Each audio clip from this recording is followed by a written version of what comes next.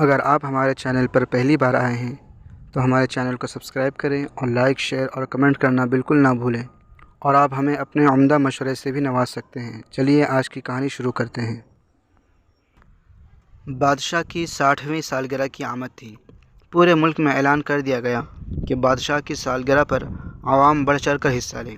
بادشاہ نے اپنی سالگرہ پر یہ اعلان کرایا کہ ان کے لیے ایسی شاندار پوشاک تیار ہو جیسی کسی نے آج تک استعمال نہ کی ہو۔ جو بھی بادشاہ کے لیے ایسی انوکھی پوشاک تیار کرے گا اسے انعام و اکرام سے نوازا جائے گا۔ اسلم نامی شخص کے 3 ذہین لڑکے تھے جو بادشاہ کے مظالم سے تنگ تھے۔ یہ تینوں بادشاہ کے دربار میں حاضر ہوئے اور بادشاہ سے کہنے لگے، ہم آپ کے لیے ایسا لباس تیار کریں گے جو آج تک بڑے بڑے بادشاہوں کو نصیب نہ ہوا ہوگا، لیکن ہماری ایک عرض سن لیں کہ یہ انوکھا لباس دیکھ کر ہر کوئی عش عش کر اٹھے گا، لیکن جھوٹے، بے ایمان اور فریبی شخص کو یہ لباس نظر نہیں آئے گا۔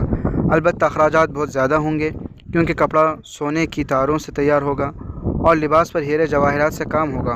بادشاہ نے لڑکوں کو مطلوبہ رقم فراہم کر دی۔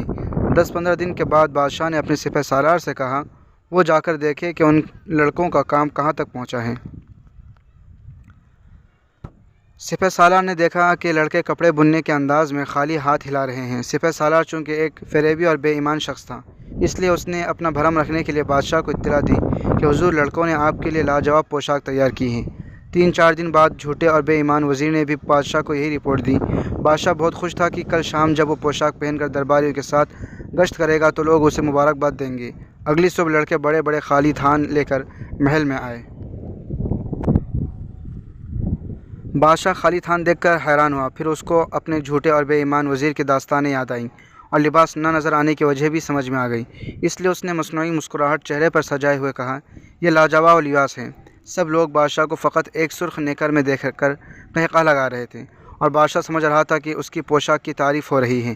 اچانک بادشاہ کو ایک بچے کی آواز آئی جو اپنے باپ سے پوچھ رہا تھا، ابو، بادشاہ سلامت صرف ایک نیکر پہنے کیوں کھڑے ہیں؟ اس کے باپ نے کہا، خاموش بے ادب، اگر بادشاہ نے سن لیا تو سزا دی جائے گی۔ اور اس طرح سے ان 3 ذہین لڑکوں نے بادشاہ کو اس کے کرتوت کی سزا دی اور اسے بیوقوف بنایا۔ اس سے معلوم ہوا کہ برے کام کرنے کا انجام بھی برا ہی ہوتا ہے۔